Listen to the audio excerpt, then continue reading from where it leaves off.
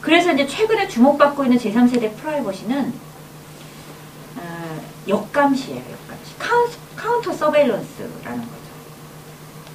나를 감시하는 권력을 감시하는 거예요.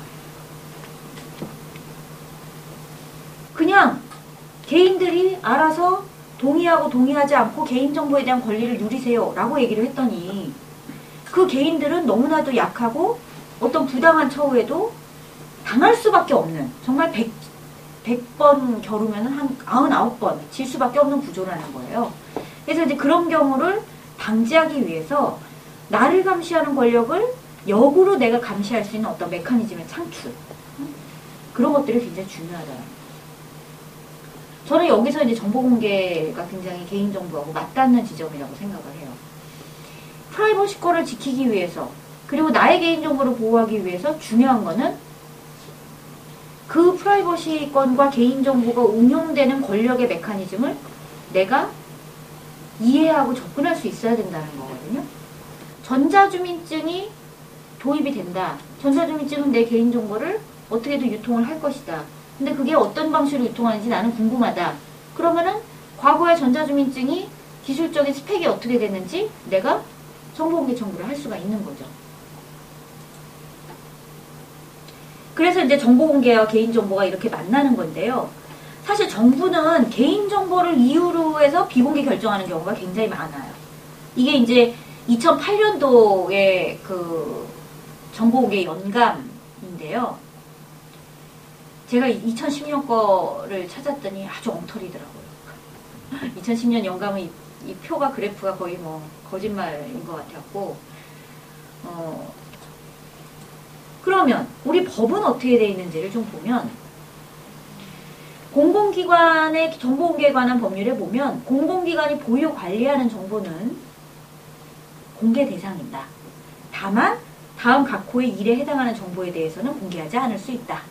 근데 그 중에 6호를 보면 당해 정보에 포함되어 있는 이름, 주민번호 등 개인에 관한 사항으로서 조건 1. 조건 2는 근데 공개될 경우 개인의 사생활의 비밀 또는 자유를 침해할 우려가 있다고 인정되면 이제 비공개할 수 있는 거죠. 다만 다음에 열거한 개인에 대한 정보는 제외한다. 첫째, 법령이 정하는 바에 따라 열람할 수 있는 정보. 둘째, 공공기관이 공표를 목적으로 작성하거나 취득한 정보로서 개인의 사생활의 비밀과 자유를 부당하게 침해하지 않는 정보. 셋째, 공공기관이 작성하거나 취득한 정보로서 공개하는 것이 공익 또는 개인의 권리 구제를 위하여 필요하다고 인정되는 정보. 넷째, 직무를 수행한 공무원의 성명 지휘. 이게 이제 예전에 굉장히 비공개가 많았거든요. 무슨 의사결정을 내린 공무원들 이름 알려달라 그러면 전부 공무원들 이름이 비공개였죠. 그러면 안 된다는 거고. 이 다음 5번째가 공개하는 것이 공익을 위하여 필요한 경우로서 법령에 의하여 업무의 일부를 공공기관으로부터 위탁 또는 위촉한 개인의 성명이나 직업. 그리고 14조에는 특별히 뭐라고 얘기하고 있냐면 이런 공개 청구한 정보가 이런 위에서 얘기한 사유에 해당하는 부분과 공개가 가능한 부분이 혼합되어 있는 경우로서 공개 청구의 취지에 어긋나지 아니하는 범위 안에서는 두 부분을 분리해서 공개해야 된다라는 거죠. 근데 제가 아까 얘기했던 그 사례예요. 두 번째 사례 혹은 첫 번째 사례. 이거는 너무 중요한 국가의 보안 사항이라서 공개할 수 없다. 이건 너무 중요한 개인정보가 담겨 있어서 명예훼손에 대한 정보가 담겨 있어서 공개할 수 없다. 그러면은 가서 보고 분리할 수 있는지를 봐야 되는 거죠. 분리할 수 있다. 1페이지는 공개, 2페이지는 비공개 할 수 있다. 혹은 똑같이 명예훼손에 대한 정보인데 이름 부분 빼고 사유 부분은 보여줄 수 있다. 그런 경우는 가릴 부분만 가리고 나머지 보여줘야 된다는 거예요. 여러분 보시면 이 상당히 상세하게 되어 있잖아요. 그죠? 개인정보가 무엇인지 상당히 상세하게 규정을 하고 있는데 그 이유는 너무 논란이 많았기 때문이에요.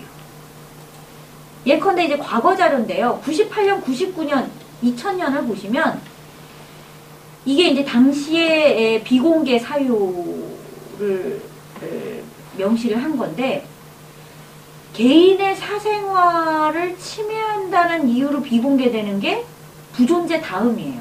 부존재한다 해서 비공개한다라는 게 이제 어쨌든 제일 많고, 그 다음으로 많은 게 아유 이건 개인 사생활 침해야. 공무원도 사생활이 있어. 뭐 이런 식으로 비공개한 게 너무 많다는 거죠. 그래서 2004년에 정보공개법이 개정이 돼요. 개정이 된 게 뭐냐면 현행 비공개 대상 정보인 특정인을 식별할 수 있는 개인정보를 축소해서 비공개 대상 정보의 요건을 강화한다. 하도 그 개인의 사생활이라고 강조를 하니까 이렇게 상세하게 뭐가 개인정보고, 그래서 개인정보 중에 뭐는 공개할 수 있고 뭐는 공개하지 않고 이런 이제 상세하게 우리 정보공개법은 규정을 하고 있다는 거죠. 그래서 판례 경향을 이제 크게 두 가지로 제가 소개를 하려고 하는데, 우리 판례를 알아두면 이제 도움이 되죠. 가장 많이 인용되는 게 이제 대법원 판례인데, 어쩌고 저쩌고 어쨌든 원심을 인용한다는 거예요. 근데 이제 원심이 뭐였냐면 계좌번호, 개인의 주민번호, 뭐 이런 것들은 비공개 대상 정보이지만 어떤 공급자의 맨 위에 있는 법인명, 주소, 사업자 등록번호 이런 것들은 공개해야 된다라는 거죠. 그래서 이 가려야 되는 부분만 가리고 나머지 보여주라. 이게 이제 대법원 판례이고요. 그 다음에 이제 지법에서 난 판결 하나 있었는데요. 이게 이제 비공개 대상 정보가 섞여 있는 경우인데, 앞서 말씀드린 것처럼 비공개 대상 정보가 있다 하더라도 이를 삭제하거나 가리고 복사 또는 출력해서 그 사본 또는 출력물을 교부하는 방법으로 공개가 가능한 부분만을 공개를 해라 라는 거죠. 그래서 이런 식으로 어쨌든 우리 법원의 취지는 정보 공개를 되도록 인정하는 추세이기 때문에 우리가 이제 여기에 근거해서 정보 공개를 좀 강력하게 요구를 할 수 있지 않을까 싶고요. 그래서 이제 결론인데요. 이게 저는 이제 그 열린 정보가 굉장히 중요하다고 생각해요. 요즘에 이제 거버먼트 2.0 이런 게 이제 유행이잖아요. 그래서 정부가 갖고 있는 정보는 기본적으로 공개를 하고 시민들이 또 공공기관이나 공무원들하고 또 쌍방향적으로 소통을 해야 한다. 이제 이런 이념인데요. 그게 이제 거버먼트 2.0이죠. 아마 다른 강좌에서 소개를 할 기회가 있겠지만, 저는 근데 여기서 굉장히 중요한 게, 저는 정보인권 활동가로서 아까 말했던 시민 역감시의 측면에서 정보 공개가 굉장히 중요하다고 생각해요. 제가 하고 있는 건 정보인권 활동인데, 제가 정보 공개와 관련된 일화가 굉장히 많거든요. 어떤 것들이 시민들을 감시하는 시스템이 될 수 있는지, 어떤 것들이 우리의 개인정보를 또 가져갈 수 있는지, 이런 것들에 대해서 제가 기본적으로 파악하기 위해서라도 정보 공개는 반드시 필요한 것이고, 그 정보 공개를 하는 과정에서 역설적이게도 개인정보를 보호한다는 취지로 비공개되는 경우가 많은 것.